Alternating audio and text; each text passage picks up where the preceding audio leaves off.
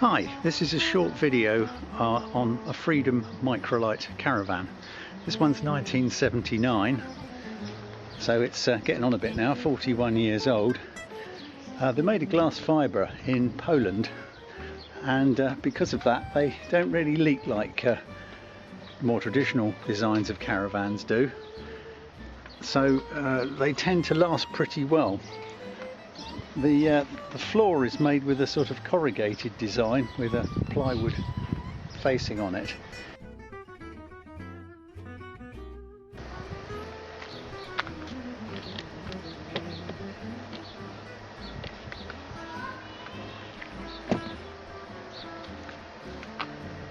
The roof pops open,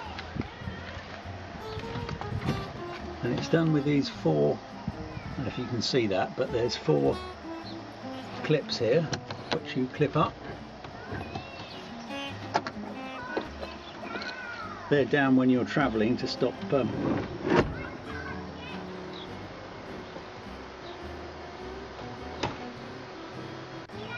when you come to close it down, you do the back first and then the front. We put this fly screen in, it's just held in with little springy rods, and that keeps all the insects out, and just use clothes pegs just to hold it onto the rim. Here we have a toilet. We've made a nice little cover so that it's not quite so obvious. We've got a little locker here. We used to keep all the spices in there, and this strap stops it all from moving when you're hooked up to the car and driving around. There's a cupboard here. That's a charger.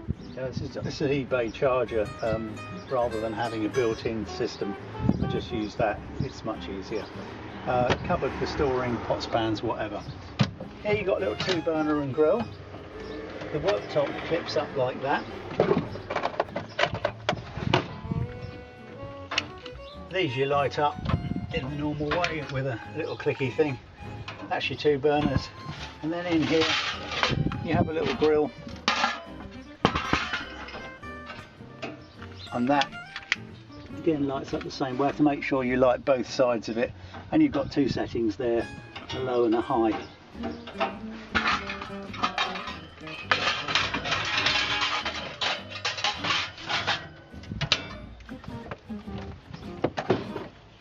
You've got a drawer here for cutlery and odds and ends,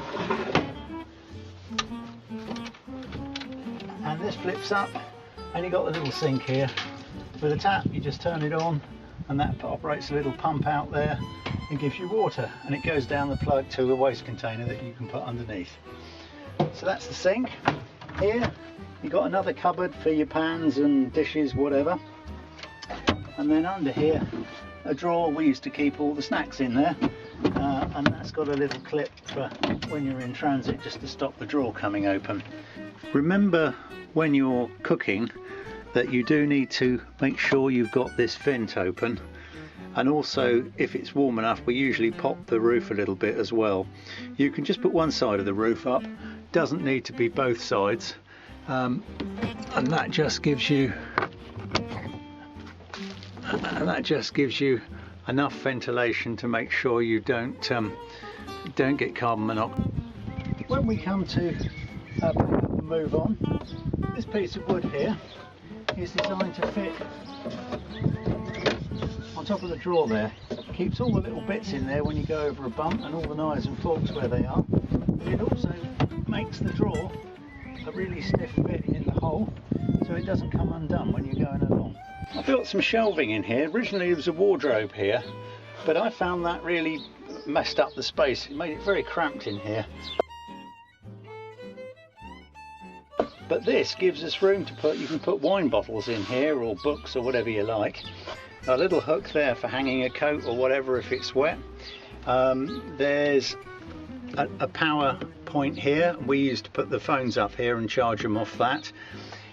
Underneath here you've got a locker again, more storage. We used to put the tins and that in there because it's low down, and it gives you a nice low centre of gravity for anything heavy, and of course the wheel arch at the back there. I use this bit of non-slip because that stops the this cushion from coming off when you're in transit. Okay, this is the bed in its made up state, except that we've actually got an extension here, and I'll show you that in a minute. But basically, if you move these cushions out the way, under here you've got some lockers. We made this little one so that we can put things you want to get at easily, because you can actually get to that one while the bed's made up, because you can just reach in and get stuff. Underneath that is the battery with a fuse and all that.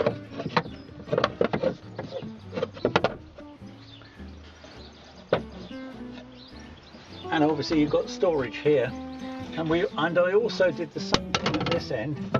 I put a little flap here, and we used to store the toilet rolls and kitchen rolls down there, because once again, even with the bed made up, you could still get in there to get a spare toilet roll if you needed one.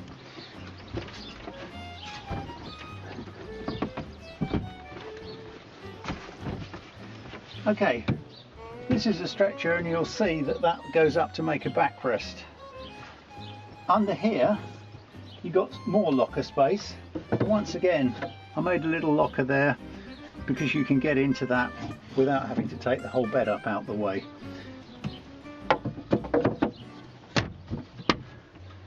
That's where we store a little table that goes there, but you'll see that in a minute. Now, lighting, we've got lights here for reading when you're lying in bed. Just gives enough light to read a book, that does. You've got lights here and under here. Too quick. And we've also got some very little light here, which is ideal if you're getting up to go to the loo in the night and you just want enough light to see, to get out of bed, and that it just gives you enough light. And there's the same thing in the other corner over the toilet, so that once again you can see what you're doing at night. There's another light here which lights up this little dining area, and one above the cooker with 3 LEDs that just shine down to give you a bit of extra light when you're working on the cooker space. There's PowerPoint here, and also under here, and we used to just plug a mains adapter in there so that we could run a television or whatever you like. Now, when you want to use this as a table, you can pull this out and put the cushion on top.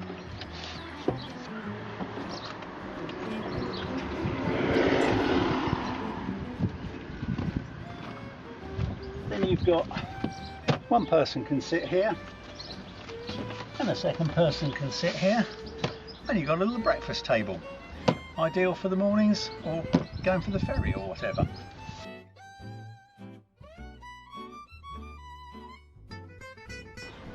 The windows on this van are all single glazed, so what we've done is we made some fancy little Velcro bits just to make it look posh, if that's the right word.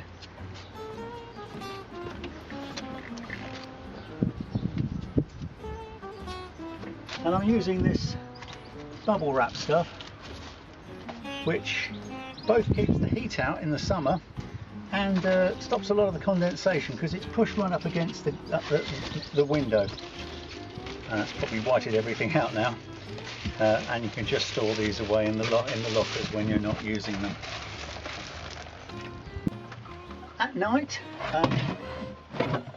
move these bits out of the way. This little table comes off like that.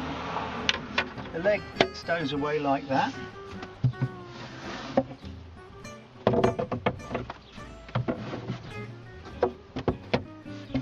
It stores there.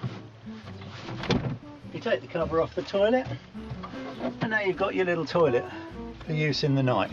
Okay, now when you want to put the bed up, this piece of wood just drops in that gap like that.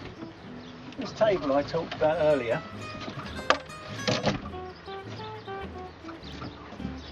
that comes out, the leg clips down like that and drops in here, and then this bit fits in here, and then you've got a full 6 foot long bed. In the evenings, when we want somewhere to sit and watch a film or whatever, you push that across, you drop that in like that, take the bed base up, place it against the wall like that, the cushion goes up against there, this bit you can stow away here, then this little table, what happens with that is there's an extra leg here, you clunk that back, slot that in,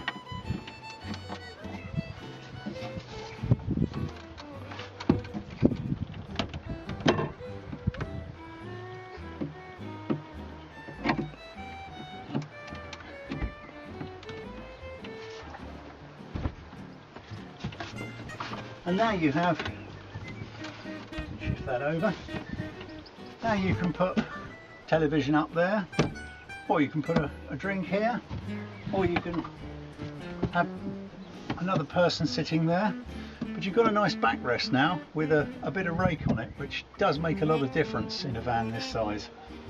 And of course you've got the lights, as we said before, so it's quite a pleasant space to enjoy an evening.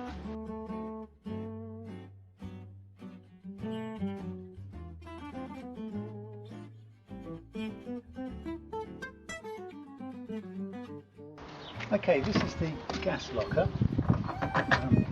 It's got a catch on it so it doesn't come open when you're driving along. This has been extended in height so that you can get a 12 kilogram gas cylinder in here.